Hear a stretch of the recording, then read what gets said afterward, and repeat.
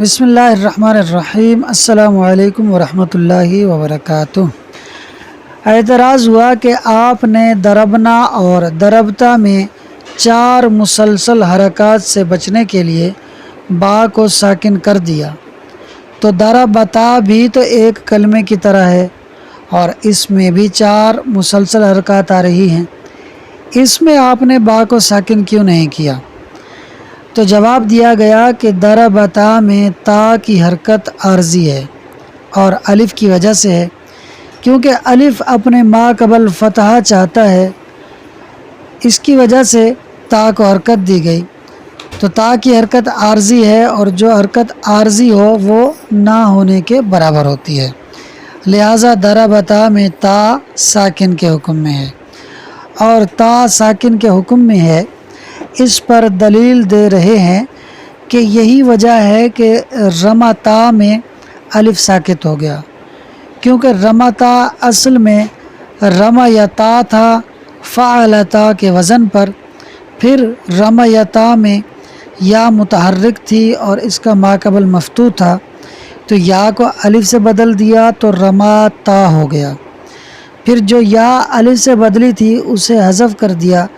تاکہ اجتماع ساکنین نہ ہو، کیونکہ الف بھی ساکن تھا جو یا سے بدلا، اور اس کے بعد جو تا تھی وہ بھی ساکن کے حکم میں تھی، تو یوں 2 ساکنین کا اجتماع ہو رہا تھا، اس سے بچنے کے لیے اس الف کو حذف کر دیا جو یا سے بدلی ہوئی تھی۔ اس سے بھی پتہ چلا کہ دربتا کی تا جو ہے وہ ساکن کے حکم میں ہے، یعنی ساکن ہے۔ پھر دربکا میں با کو اس لیے ساکن نہیں کیا کہ یہ ایک کلمے کی طرح نہیں ہے،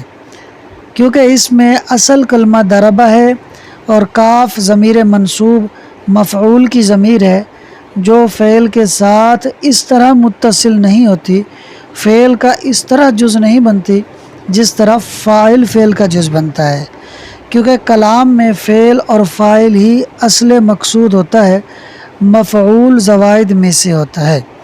تو یہاں ایک کلمے میں 4 حرکات مسلسل لازم نہیں آ رہی، کیونکہ دربہ ایک الگ کلمہ ہے اور کاف ضمیر ایک الگ کلمہ ہے۔ اور ہدا بدن دیکھا جائے تو اس میں بھی 4 مسلسل حرکات آ رہی ہیں، ہا پہ پیش، دال پر زبر، با کے نیچے زیر اور پھر اگلی دال کے نیچے بھی زیر۔ تو ہدا بدن میں بھی 4 مسلسل حرکات لازم نہیں آ رہی۔ کیوں لازم نہیں آ رہی؟ ہمیں تو لازم نظر آ رہی ہیں، تو وہی اس کی وجہ یہ ہے کہ یہ اصل میں ہدا بدن ہے جس میں الف ساکن ہے۔ تو اب اگر الف ساکن ہے تو پھر دیکھیے آپ، ہدا ہا اور دال متحرک ہیں، اس کے بعد ایک ساکن حرف الف آ گیا، پھر با اور دال متحرک ہے، تو 4 مسلسل حرکات نہیں آ رہی۔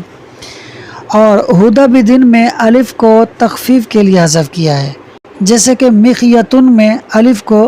تخفیف کے لیے حذف کیا ہے، کیونکہ یہ اصل میں مخیاتن ہے، اور ہدا بدن ہو یا مخیتن ہو، ان کے اندر جو الف کو حذف کیا گیا تو اس کی وجہ سے معنی میں بھی کوئی تبدیلی نہیں ہو رہی، لہٰذا کوئی قباحت بھی لازم نہیں آ رہی۔ دربنا کے اندر دربت کی تا کو حذف کر دیا تاکہ مؤنث کی 2 علامتیں نون اور تا ایک ساتھ جمع نہ ہو جائیں، جیسے مسلماتن میں تانیث کی ایک تا کو حذف کیا، کیونکہ مسلماتن اصل میں مسلمتاتن ہے جو کہ مسلمتن کی جمع ہے، پھر اس میں ایک تا کو حذف کر دیا کیونکہ دونوں علامتیں ہم جنس تھیں۔ اور دربنا میں تا اور نون اگرچہ کہ ایک جنس کی علامتیں نہیں، تو یہاں حذف تو نہیں ہونا چاہیے تھا تا کو، لیکن پھر بھی حذف کیا، تو اس وجہ سے حذف کیا کیونکہ فعل ثقیل یعنی بھاری ہوتا ہے، کیونکہ وہ معنی بھی بتاتا ہے، زمانے پر بھی دلالت کرتا ہے، پھر اس پر مؤنث کی علامت بھی آ گئی، پھر مزید ایک اور علامت مؤنث کی آ جاتی تو فعل بھاری ہو جاتا، اس وجہ سے فعل کے ثقل سے بچتے ہوئے تا کو حذف کر دیا، اگرچہ کہ تا اور نون دونوں ہم جنس نہیں ہیں۔ اور حبلیات ان کے اندر بھی یہی ہوا کہ اس کے اندر 2 تانیث کی علامتیں ہیں، ایک الف اور ایک تا، اور دونوں کا حذف نہیں کیا، کیونکہ ایک تو یہ ہے کہ یہ حبلیات فعل نہیں بلکہ اسم ہے، اور دوسری بات یہ ہے کہ اس کے اندر جو دونوں علامتیں ہیں الف اور تا دونوں ہم جنس بھی نہیں ہیں، لہٰذا دونوں علامتوں کو برقرار رکھا، اس لیے کہ اسم جو ہے یہ خفیف ہوتا ہے، ہلکا ہوتا ہے، یہ ان دونوں علامتوں کا بوجھ اٹھا سکتا ہے۔ پھر تثنیہ مذکر حاضر اور تثنیہ مؤنث حاضر کے لیے ایک جیسا صیغہ بنایا گیا، یعنی ضربتما ضربتما۔ اسی طرح متکلم کے واحد اور جمع کے لیے بھی مؤنث و مذکر کے لیے ایک جیسے صیغے بنائے گئے۔ تثنیہ کے اندر وجہ یہ ہے کہ تثنیہ کا استعمال کم ہوتا ہے، تو قلت استعمال کی وجہ سے مذکر اور مؤنث کے صیغے ایک جیسے رکھے گئے، اور متکلم کے صیغے میں متکلم کی حالت اور آواز سے معلوم ہو جاتا ہے کہ مذکر ہے یا مؤنث، یعنی بولنے والا مذکر ہے یا مؤنث، واحد ہے، تثنیہ ہے یا جمع۔ اس لیے متکلم کے اندر بھی واحد، تثنیہ اور جمع، مذکر اور مؤنث میں صرف دو ہی صیغے رکھے گئے، یعنی واحد متکلم اور جمع متکلم۔ آئیے اب عبارت اور ترجمے کی طرف چلتے ہیں۔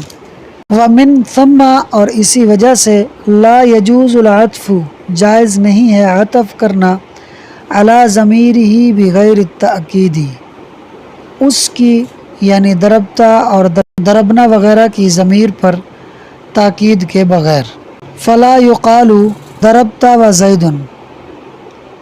تو نہیں کہا جائے گا تم نے اور زید نے مارا۔ ایسا اس لیے نہیں کہا جائے گا تاکہ ایک پورے کلمے کے جز یعنی زید کا ضربتا کے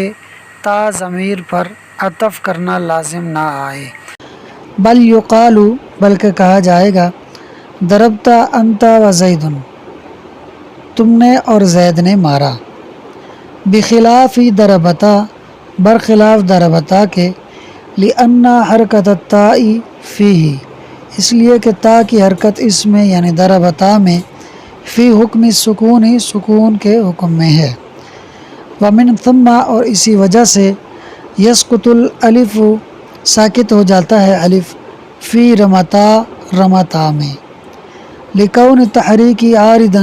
حرکت کے عارضی ہونے کی وجہ سے، الا فی لغت ردیت، مگر ایک کمتر لغت میں، یقول اہلھا، کہتے ہیں اس لغت والے، رماتا، یعنی وہ رمتا کی بجائے رماتا کہتے ہیں، وہ جو الف ہے وہ اس کو نہیں گراتے، اور وہ لفظ کا اعتبار کرتے ہوئے الف کو نہیں گراتے بلکہ رماتا پڑھتے ہیں۔ وبخلاف مثل ضربک،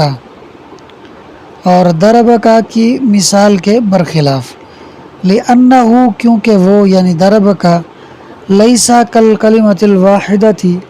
نہیں ہے ایک کلمے کی طرح، لأن ضمیرہ، کیونکہ اس کی یعنی ضربک کی ضمیر، ضربک کی ضمیر، ضمیر منصوب، ضمیر منصوب ہے یعنی مفعول کی ضمیر ہے۔ وبخلاف ہدبد، اور ہدبد کے برخلاف، لأن اصلہ، کیونکہ اس کی اصل ہدابد ہے۔ ثم قصر، پھر تقصیر یعنی کمی کی گئی، کما فی مخیۃ، جیسا کہ مخیۃ کے اندر کی گئی، اصلہ مخیات، جس کی اصل یعنی مخیۃ کی اصل مخیات ہے۔ وحذفت التاء فی ضربنا، اور حذف کیا گیا تا کو ضربنا کے اندر، حتی لا یجتمع، تاکہ لازم نہ آئیں، علامت التانیث، تانیث کی دو علامتیں، کما فی مسلمات، جیسا کہ مسلمات کے اندر ہے، یعنی مسلمتات تھا تو ایک تا حذف ہو گئی۔ وَإِن لَّمْ تَكُونَا مِن جِنْسٍ وَاحِدٍ، اور ضربنا کے اندر تانیث کی دو علامتیں اگرچہ کہ ایک جنس کی نہیں ہیں، یعنی ایک تا ہے اور ایک نون ہے، پھر بھی حذف کیا، لِثِقْلِ الْفِعْلِ، فعل کے ثقل یعنی بھاری ہونے کی وجہ سے، بخلاف حبلیات، برخلاف حبلیات کے، لعدم الجنسیت، جنسیت یعنی ہم جنس علامتوں کے نہ ہونے کی وجہ سے۔ وسویہ، اور برابر رکھی گئی، بین تثنیتی المخاطب والمخاطبۃ، تثنیہ مذکر حاضر اور تثنیہ مؤنث حاضر کے صیغوں میں، وبین الاخبارات، اور متکلم کے صیغوں میں، لقلت الاستعمال فی التثنیۃ، تثنیہ کے صیغوں میں قلت استعمال کی وجہ سے، ووضع الضمائر للایجاز وعدم الالتباس فی الاخبارات، اور اخبارات یعنی متکلم کے صیغوں میں التباس کی نہ ہونے کی وجہ سے، اور ضمیروں کو ایجاز یعنی اختصار کے لیے وضع کرنے کی وجہ سے، کہ ضمیریں جو ہیں یہ کلام کے اندر کمی پیدا کرنے کے لیے بنائی گئی ہیں، کہ جہاں اس میں ظاہر آ رہا ہو وہاں بار بار اس کا ذکر نہ کیا جائے بلکہ ضمیر سے کام چلا لیا جائے۔ تو اب اگر متکلم کے لیے دو صیغے ضربت کے رکھتے، ایک متکلم مؤنث کے لیے ایک مذکر کے لیے، تو پھر جو ضمیر کو بنانے کا مقصد ہے اختصار وہ فوت ہو جاتا۔ اس لیے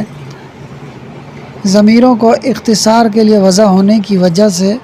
متکلم کے اندر صیغے کم رکھے گئے تاکہ اختصار رہے، یعنی کلام مختصر رہے۔